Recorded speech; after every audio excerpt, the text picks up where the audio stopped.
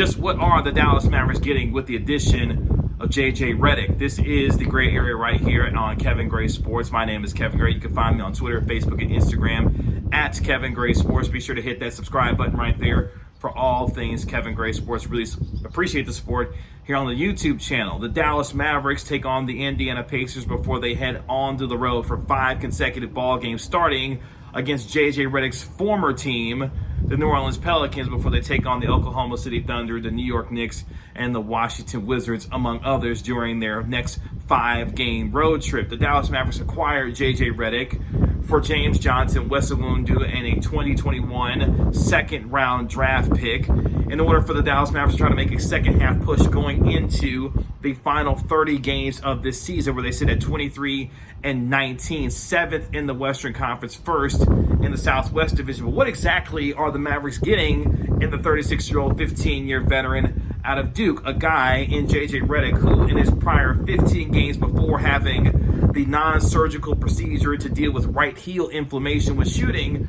46% from the three-point line in 15 games before having to go on the sidelines with that right heel injury. A guy who is terrific off of the pick and roll, a guy who loves pin down screens and handoffs to be able to get his offense in terms of shooting the basketball from the three-point line, will potentially thrive in this offense, the spread out offense, the spacing offense that Rick Carlisle likes to run for this Mavericks basketball team, specifically, obviously, with Luka Doncic, a creator, a terrific passer with terrific vision who can find you wherever you are on the floor in space to be able to hit you in the pocket, to be able to hit the ball from the three-point line. You've seen the beneficiary of a guy in Tim Hardaway, who's the real other true sharp shooter on this basketball team, be able to thrive with the idea of Luka Doncic being on the floor to be able to get easy, wide-open threes. And that is one thing that JJ Redick will get accustomed to playing on this basketball team.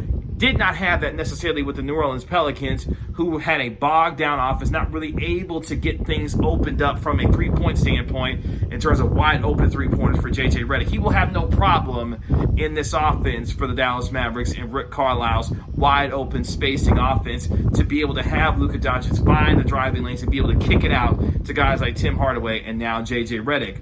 Obviously, you're not getting anything really defensive with JJ Redick, especially at this point in his career. He's never really been a terrific defender, necessarily an average defender, but at the same time, not a guy who you're counting on to bring in the kind of defensive effort that you would think a guy who's a 3-and-D guy could potentially bring. That's not what you're getting here. You're not getting a 3-and-D guy. You're getting a 3-point specialist in JJ Redick. His ability as a career 41.5% three-point shooter, even though it's been a down year for him, and that's still really good for most three-point shooters, even at 36%, you're getting the veteran presence and leadership from a JJ Redick. Well, you say, Kevin, a lot of folks feel like the Mavericks regret the idea of trading away Seth Curry, but you brought in Josh Richardson to not only be a guy that can shoot the ball from the outside, but you also brought in a better defender than what you got in Seth Curry. And yes, at 36 years of age, you're not getting anything in terms of the defensive effort from JJ Redick, but you're also, what you are getting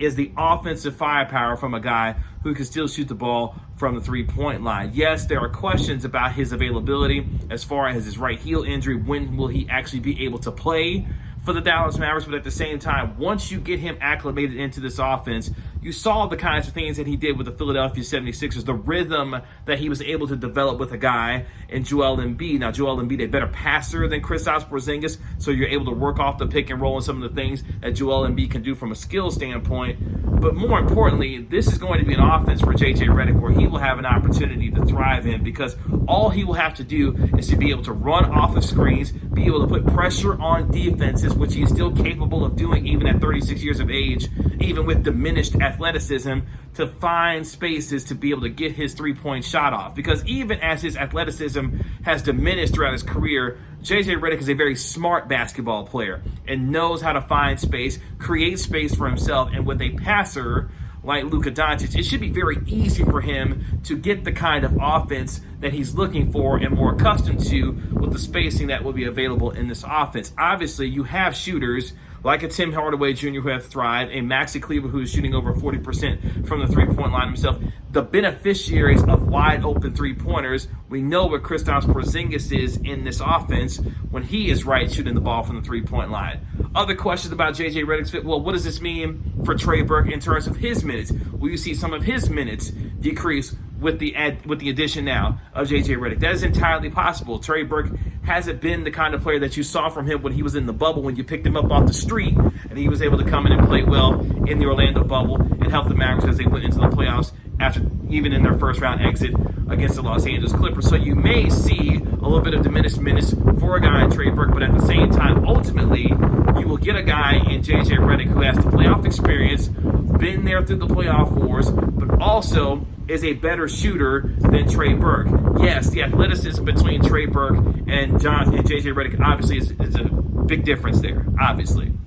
But what you get is the experience, the leadership, and more importantly, as a statement from the Mavericks have come out as far as this is concerned, you're getting the experience to be able to teach and mentor these young guards that you have on this basketball team. I'm talking about the Jalen Brunsons of the world. We're talking about those kinds of players who would benefit from the kind of player that JJ Redick is and the preparation that it takes to become a longtime veteran in this league, the 15 years that JJ Redick has been in this league. So when you start thinking about his journey, the 15-year veteran, obviously coming from Duke, now all the way to where he's become a beloved figure, especially in the podcast world, if you listen to this podcast, JJ Redick has become a central figure in this league throughout his time as one of the more prolific three-point shooters that the history of the NBA has seen. And now, to get that kind of experience, and you really got it for nothing, trading away James Johnson, trading away Wes Iwundu, who really in James Johnson fell out of the rotation. Obviously, Wes Iwundu played well in limited minutes, was a better defensive player. But at the same time, you didn't have to give up much of anything to acquire what you got in JJ Redick. Yes, folks have had questions and problems about the heel injury, whether or not he's washed up at this point. What are the Mavericks doing in terms of the long-term future by not getting better now during this trade deadline after you saw teams like the Chicago Bulls and others get better by benefiting from the fire sale that was the Orlando Magic? Why weren't the Mavericks in that kind of position to make those kinds of moves?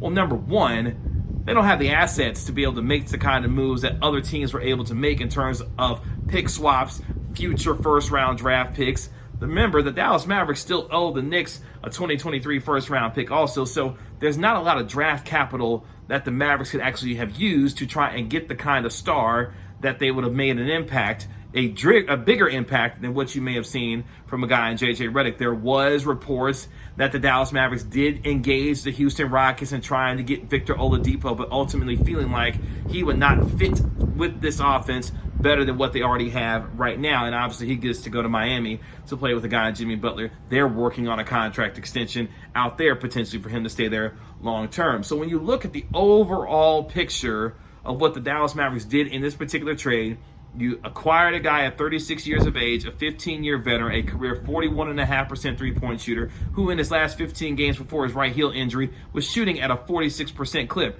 And now the opportunity to continue to hit wide open threes in an offense that is predicated on spacing, given the creativity and passing ability and vision of Luka Doncic, you should be able to see a JJ Redick be able to thrive in the late stages of his career, even if it is just a rental for the rest of the year. Obviously, there were reports that JJ Redick would get bought out by the New Orleans Pelicans, try to head off into the Northeast, where his family currently lives in the Northeast, to be closer to them. But at the same time, the Dallas Mavericks knew that he was going to be a hot commodity on the buyout market. So if you have an opportunity to not have to trade away any of your core, trade away any of your significant pieces that you currently have, and still be able to acquire a guy that will help you in terms of your spacing, your three-point shooting, and what you like to do as an offense, you make that move. And that's exactly what Donnie Nelson, Mark Cuban, and this basketball team did by getting and acquiring a guy in JJ Redick. So while on the surface it doesn't feel like it's a major move, when you think about how this offense is ran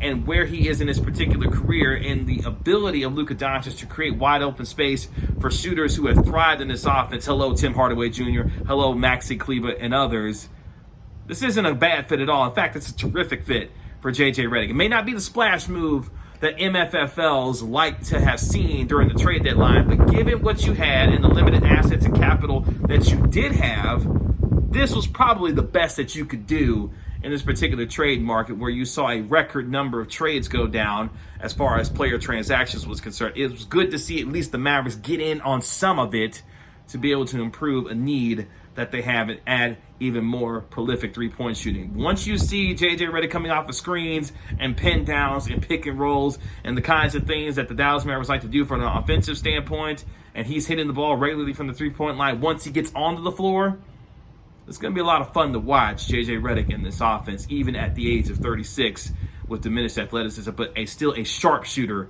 in this league. And in this league, it's a make-or-miss league. You can never have too many good shooters on your basketball team. You can find me on Twitter, Facebook, and Instagram at Kevin Gray Sports. Be sure to hit that subscribe button here for Kevin Gray Sports on YouTube. And you can catch me on the weekends with my partner, the two-time Hall of Famer, Chris Arnold, on your home of the Cowboys and Texas Rangers, 105.3 The Fan. This has been The Gray Area. We'll talk to you later. Peace.